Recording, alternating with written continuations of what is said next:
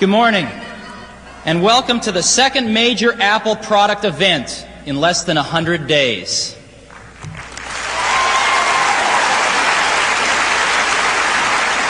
I'd like to spend a few minutes reviewing where we are with our first major product of 1984, Macintosh, in the first 100 days. And to help me, I want to use this Macintosh right next to me here, and all the images that you're about to see in the next few minutes will be generated by this Macintosh and what's on this diskette. So let's get started.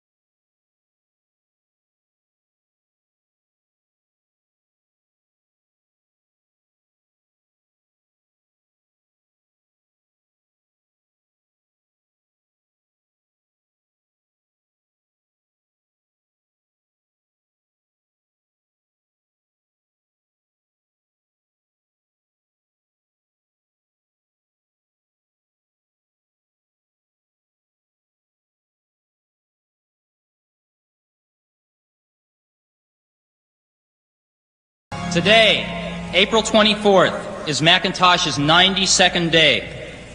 Let's zoom out and take a look at where we've come in those 92 days. We set a goal for ourselves of Macintosh the first 100 days. And we had two things that we wanted to accomplish during those first 100 days. First, to establish Macintosh as the third milestone product of our industry, alongside the Apple II and the IBM PC. And secondly, to sell 50,000 Macintoshes during the first 100 days to demonstrate that there would be phenomenal consumer acceptance for both the product and the vision behind the product. Now, let's examine how long it took the first two milestone products to reach a 50,000 unit installed base, and might give us a bit of a perspective. First, there was the Apple II. Introduced in 1977, it took 2.5 years to sell the 50,000th Apple II in late 1979. Next, there was the IBM PC. Introduced in late '81, it took 7.5 months before it sold its 50,000th unit in mid-1982. Macintosh, introduced 92 days ago on January 24th, reached its 50,000th unit on April 6th in just 74 days.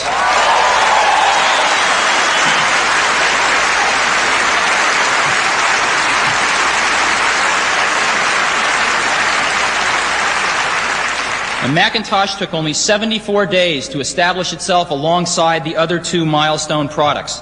Now, we set for ourselves a goal of selling 50,000 Macs in the first 100 days. Some called it unrealistic, some called it fantasy, we called it essential. And we achieved our goal in under 3/4 of the time that we set for ourselves. And as of today, day 92, we've shipped over 60,000 Macintoshes. And by May 2nd, day 100, we will have sold over 70,000 Macintoshes, almost 150% of our original goal.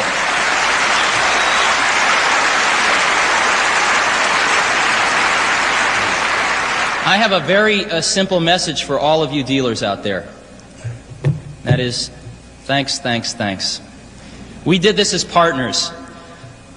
There were over 4,500 Own a Mac shipped to date to retail salespeople, and over 8,500 salespersons have been trained to sell Macintosh. We did this as a team. Now, we're always looking for excellent models and goals, and some people think our goal with Mac is just to beat IBM. But what we really want to do is to pass the largest installed base of Macs ever. This is our goal for the next 100 days.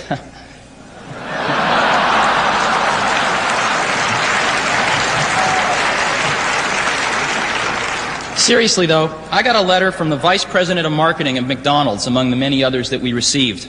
And I'd like to just read a few paragraphs of it. Dear Mr. Jobs, from one who appreciates outstanding consumer marketing, I congratulate those at your company and your dealers responsible for the marketing of Macintosh. And from one who has wanted to be sold a personal home computer, I thank the same marketing people at Apple for developing the advertising insert which I recently found in Newsweek magazine. It did what no other computer advertising nor editorial information has done to date. It provided the reasons and rationale which I needed to justify acquisition of a personal computer. For 2 years now, I've been trying to convince myself that I should have a PC. I've read lots of advertising and many articles, each time to reach the same conclusion. It's just too much work to learn to operate one. What really would I do with one anyway? During this trying to be sold process, I've condemned the whole PC industry for being completely ineffectual in their consumer marketing efforts.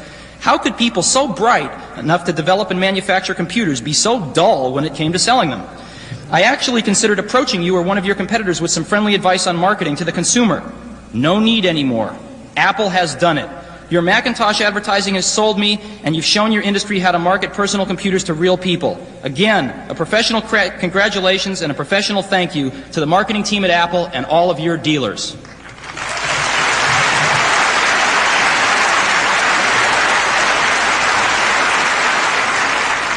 Now I'd like to run through a brief product update and show you where we are on some of the accessories.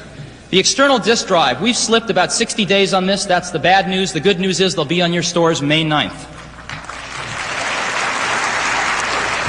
Letter quality printer. We have listened. There will be letter quality printer support on Macintosh by summer. Carrying cases are on allocation now. They should be off by summer. The security kit will be shipping in July and the keypad in September. The reason the keypad is in September is that it uses the same microprocessor as in the keyboard, so that every keypad we ship, we do not ship one Macintosh, as these are on allocation right now. We hope to be off allocation by September. On the software side, Mac Paint and Mac Write have been recognized as great software products by the industry. Both have won Software Packages of the Month in various software magazines, and we're seeing pretty phenomenal acceptance by the users of the Macintoshes out there now. Let's look at the rest of the Apple software. Mac Pascal will be out in June, Mac Terminal and Mac Assembler Debugger in July, Project Draw and Basic in September. These will be on your shelves in those months. And today, at the Rep Breakout, we will be giving you a special pre-alpha release of Mac Terminal that you can demo in your stores. And on May 9th, you'll be receiving a package from us that has pre-alpha releases of Project Draw, Pascal, and a free Write Paint upgrade which you can distribute to your customers as they return to your stores.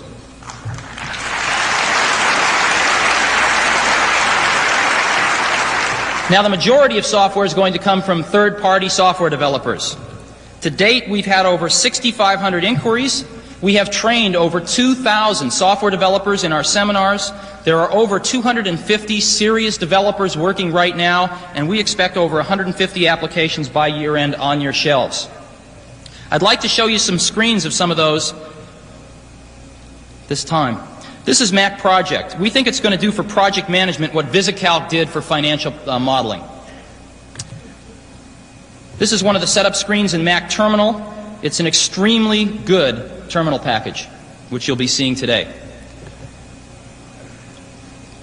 This is a package marketed by Habidex. It's an electronic Rolodex available now. This is part of the Helix relational database, which will be available in June. This is a fun one. This is a millionaire stock market simulation game.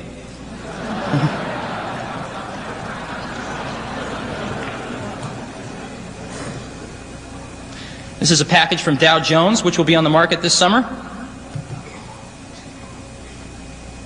And this is Chart from Microsoft, which will be in your stores in May. There will be a sheet in the Apple 32 folder which you receive at your Rep Breakouts, which gives you the detailed status of over 50 software products which will be out by the end of this summer or early fall for Macintosh. And a variety of these new programs will be demonstrated all day long in a demo room right next to the press room, and you can go take a look at them for yourselves. Now, we want to maintain incredible momentum for Macintosh through this summer. So starting at the end of May, we'll be back on television at a $5 to $10 million spending rate throughout this summer with Macintosh-specific advertising.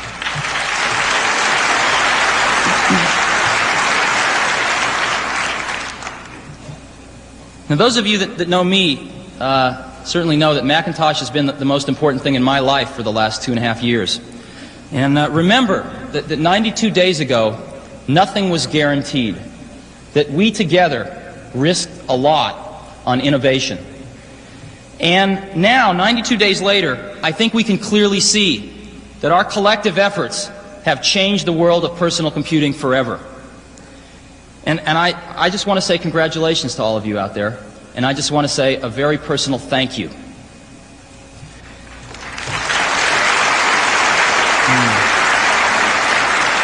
Because of our collective efforts during the past 92 days on Macintosh, and because of the second of a 1-2 punch, which you're going to see today, this year, in 1984, there will only be 3 important personal computers: the Apple II, the IBM PC, and now Macintosh.